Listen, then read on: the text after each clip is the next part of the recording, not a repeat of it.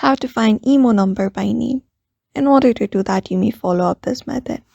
So open up the IMO application first. And then once you open up the app, you should be finding this interface. So one of the easiest way is going ahead and searching the user that you would like to find the number for. For example, you may locate up the account that you want to look for the number for. You may head over to that person's profile.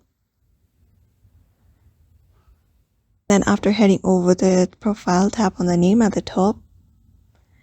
And then there you should be finding their details, including the IMO ID number and their phone number as well.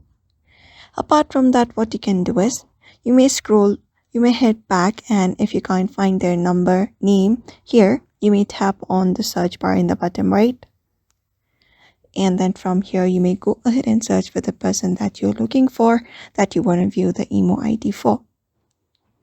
If not, from that, in this bottom right corner, we have this plus icon. Bottom left, tap on it.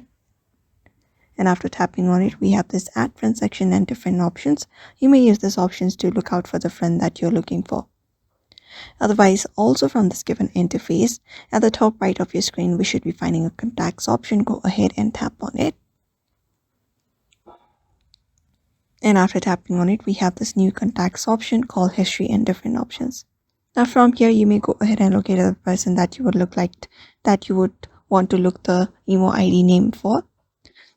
And after that, go and view their profile. Otherwise, if they don't have an account yet, you may tap on new contacts. Or you may just go ahead and type in the IMO ID here and tap on search. Otherwise, you may tap on add. And after that, you may select from which option you would like to invite them via SMS, Messenger, WhatsApp, or news and groups. After that, once they have created their account and came over to IMO, you can view their profile there and also their IMO ID.